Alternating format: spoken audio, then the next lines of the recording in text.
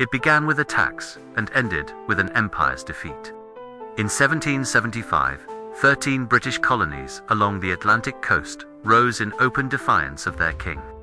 Farmers, merchants, and lawyers ordinary men took up muskets against the most powerful army on earth. From Lexington's shot heard round the world to Washington's winter at Valley Forge, the revolution became a war of endurance. What began as rebellion turned into a declaration of universal rights, the birth of the idea that governments derive power not from kings, but from the consent of the governed.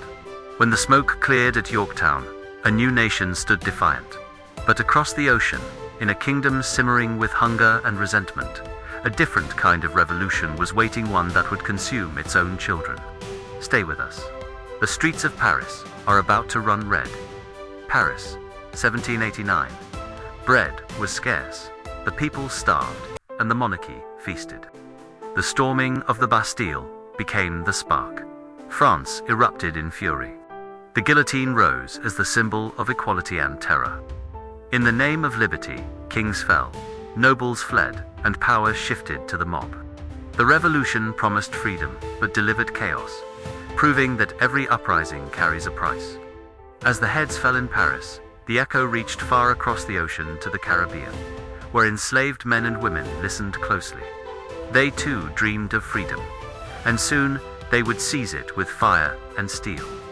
Next, the only successful slave revolt in human history, the Haitian Revolution. In the French colony of Saint-Domingue, enslaved Africans rose under the cover of night. Led by Toussaint Louverture, they fought not just for freedom, but for identity. Against French troops, British invaders, and even Napoleon's legions, they stood unbroken. After years of war and betrayal, the Black Revolutionaries declared Haiti free, the first independent Black republic, born from chains. It terrified empires and inspired generations. Yet, as Haiti emerged, another revolution of a different kind began, one not of blood, but of machines. The world was about to trade the plow for the piston. The Industrial Revolution begins. From the smoke-filled streets of London to the steel mills of Pittsburgh, the world changed forever. Steam engines roared, factories rose, and time itself became measured by gears and whistles. For the first time in history, human labor could be multiplied by machines. Wealth exploded, and so did inequality. Cities swelled with workers, children toiled in mines, and fortunes were built on soot and sweat. But the new industrial empires also bred unrest.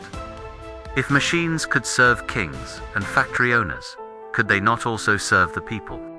In the East, a different fire began to burn, one that promised equality at any cost. The workers would rise next in the Russian Revolution. Russia was starving, its armies broken, its Tsar blind to the storm ahead.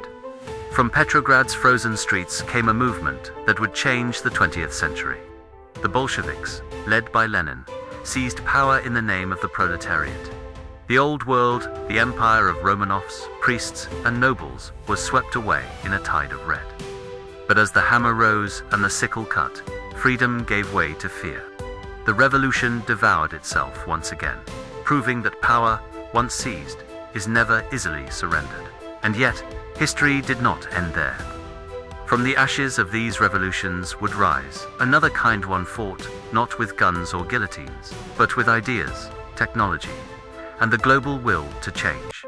Like and subscribe to Clash Chronicles next time. We enter the age of digital revolutions, where the battlefield is the world itself.